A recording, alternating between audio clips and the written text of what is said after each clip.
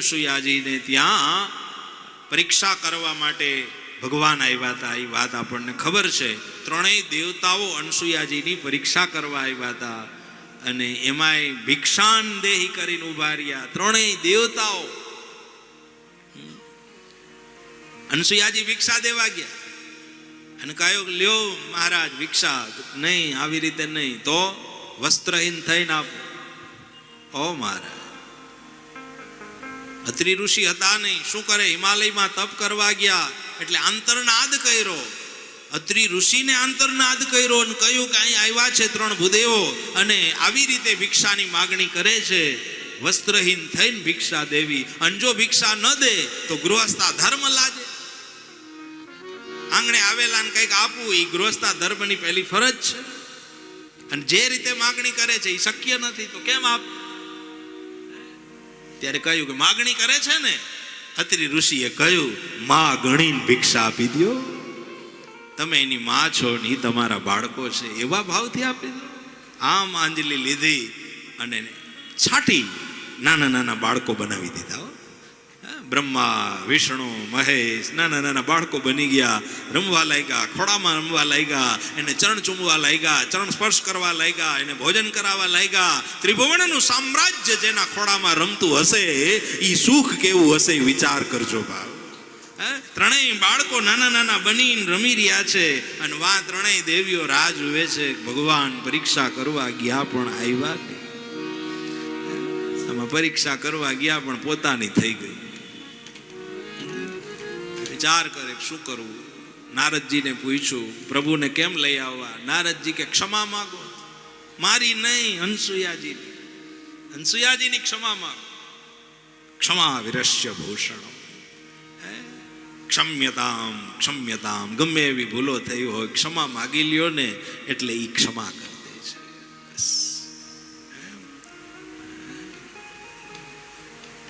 અનસુયાજીની ક્ષમા માગી. કહ્યું કે આ ત્રણેયને પાછા આપી દો. અનસુયા કે હું ક્યાં ના પાડું છું, આર્ય તમારા હોય લેજો. કોણ બ્રહ્મા, કોણ વિષ્ણુ, કોણ મહેશ. ત્યાં અત્રિ ઋષિ આવ્યા અને અત્રિ ઋષિએ કહ્યું કે બહુ પરીક્ષા થઈ માં, ક્ષમા કરી દો, ક્ષમા કરી દો. તમારી ભૂલની, દેવતાઓની ભૂલ થઈ છે તો કે નહીં, અનસુયાની ભૂલ થઈ છે તો કે નહીં, તો આમાં ભૂલ કોની થઈ? ઓલી ત્રણ દેવીઓની જેને મોકલા હતા, જાઓ પરીક્ષા કરી આવો એમ. ઘણી વખત ભગવાનને ભૂલ ગોતવામાં વિચારવું કરવું પડે કે આમાં ભૂલ કોની એમ. આપણા કર્મની, ભાગ્યની, ઓલાની, ઓની ઓની ઓની ઓની ગોઈતે જ રાખતા. ભૂલ કોની?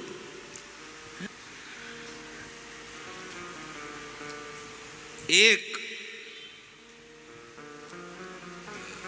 બાજ પક્ષી મોઢામાં સર્પ લઈને આકાશમાં ઉડતું ઉડતું જતું હતું. બાજ પક્ષી મુખમાં સર્પ લઈ આકાશમાં ઉડતું ઉડતું જતું હતું. નીચેથી એક બેન દૂધનું મોટું તપેલું મસ્તક ઉપર લઈ જતા હતા.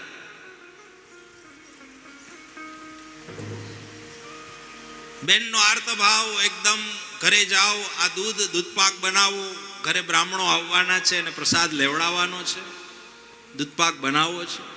આવો ભાવથી ઉતાવળા પગે પગે જતા હતા.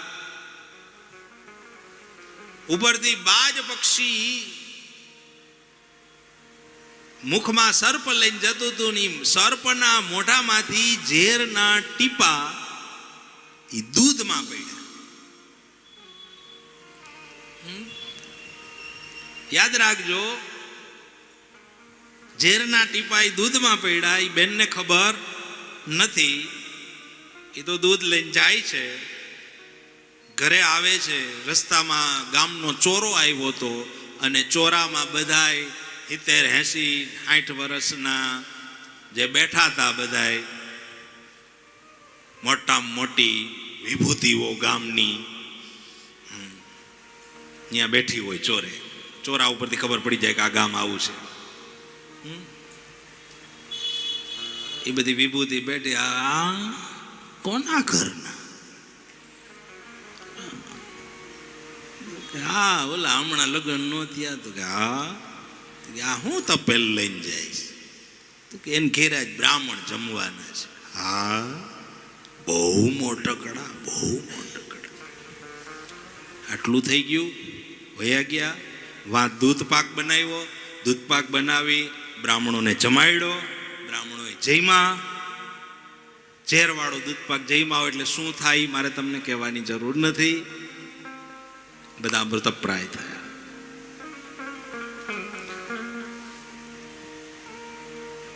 ગરુડના મુખમાં સર્પ છે, ગરુડને ખબર નથી. સર્પના ટીપા મુખમાંથી પડે છે એટલે ટીપા ક્યાં પડે છે એ સર્પને ખબર નથી. સ્ત્રી જાય છે, માથા ઉપર તપેલું છે, દૂધમાં ટીપા પડી ગયા, એ સ્ત્રીને ખબર નથી. સ્ત્રીએ રસોઈ બનાવી નાખીને જમાડી દીધા અને મૃત્યુ પાયમાં. હવે એ મૃત્યુ પાયમાં એનું જે કાંઈ પાપ આવ્યું છે એ પાપ કોના ખાતામાં એડ કરવાનું?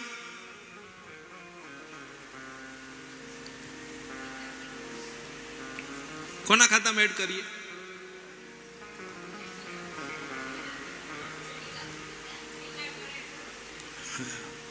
ઓઈલા બેઠા હતા ને ચોરે બધાય, નહોતા કેતા મોટકડા થઈ ગયા, જમાડો છો, દિયો છો, નામ કરો છો. ભગવાને એના ખાતામાં એડ કર્યું.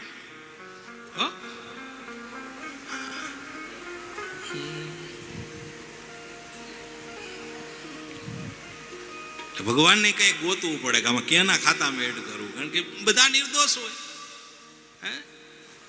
ગરુડ નિર્દોષ છે, સર્પ નિર્દોષ છે, એ તો એનો જાતિ સ્વભાવ છે. તો ઝેર ઓકતો હોય તો સ્ત્રી જે લઈ જાય છે તો એને ખબર નથી કે એના તપેલામાં પડી ગયા છે. આ તપેલામાં પડ્યા છે. એ ખાતામાં જે કર્મ થયું હોય એ કર્મની નિંદા કરી હોય એના ખાતામાં ટ્રાન્સફર કરવામાં આવે છે. માટે ખાસ ધ્યાન રાખવું, ક્યારેય બી સત્કર્મની નિંદા કરવી. આમ તો કોઈની ન કરવી, પણ ખાસ કરીને સત્કર્મની તો કરવી છે.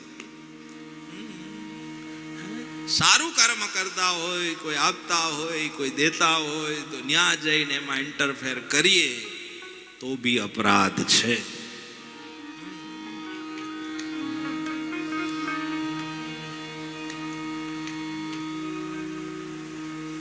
तुम्हारी भूलो ना भूलनारा, तारी करुणा नो कोई पार નથી. मैं पाप કર્યા છે હું ભૂલ્યો તારી સેવા.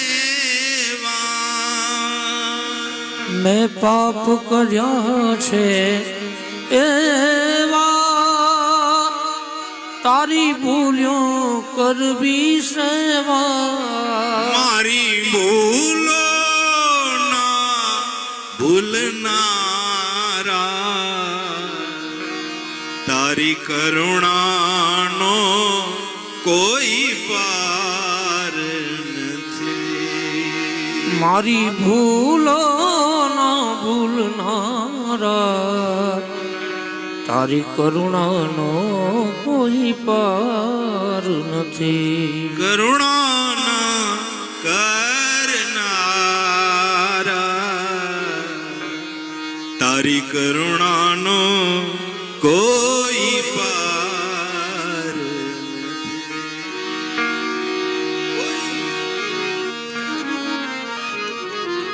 લાખો, હજારો, કરોડો ક્ષમા કરનાર, ક્ષમા કરી દે. ક્ષમા કર્યા પછી ન થાય એની કાળજી લેવી મનુષ્ય જન્મની વાસ્તવિક ફરજ છે. તીર્થક્ષેત્રે કૃતમ પાપો વજ્રલેપોર્ભવતિ, અન્ય ક્ષેત્રે કૃતમ પાપો તીર્થક્ષેત્રે વિનશ્યતિ. તીર્થક્ષેત્રે કૃતમ પાપો વજ્રલેપોર ભવતી. અન્ય ક્ષેત્રમાં પાપ થાય એ તીર્થમાં ક્ષમા કરી દે, અને તીર્થમાં ક્ષમા થયા પછી જો કરવામાં આવે તો વજ્રલેપોર ભવતી, એ વજ્ર સમાન બની જાય છે. એને કોઈ પછી ઈ પાપમાંથી મુક્ત નથી કરી શકતું, એમાંથી કોઈ છોડાવી નથી શકતું. ભૂલો ના ભૂલનારા. ક્ષમા માગી. અત્રિ ઋષિએ કહ્યું, મહારાજ અનસુયાજીને ક્ષમા કરી દો, આપને બાલક બનાવ્યા. ત્રણેય દેવતાઓ કહે છે નહીં નહીં, તમે વરદાન માગો. અનસુયાજીને કહ્યું, માં વરદાન માગો. માં શબ્દનો પ્રયોગ કર્યો, કારણ કે બાળક બનીને રહેતા હતા એટલે માતૃભાવ પ્રગટ થયો, અને કહ્યું, માં તમે વરદાન માગો. ત્યારે અનસુયાજીએ કહ્યું કે બીજું કશું જ નથી જોતું, પણ જેમ મારા આંગણે બાળક બનીને રમતા હતા એવું સુખ મારે કાયમ જોઈએ છે, એવું સુખ મારે કાયમ જોઈએ છે. ત્યારે ભગવાને કહ્યું, ધન્યો હમ. વરદાન આપ્યું, અને બ્રહ્મા, વિષ્ણુ અને મહેશ એનું એક સ્વરૂપ પ્રગટ થયું. એમાંથી દત્તાત્રેય મહારાજનો જન્મ થયો. બોલીએ દત્તાત્રેય મહારાજ કી જય.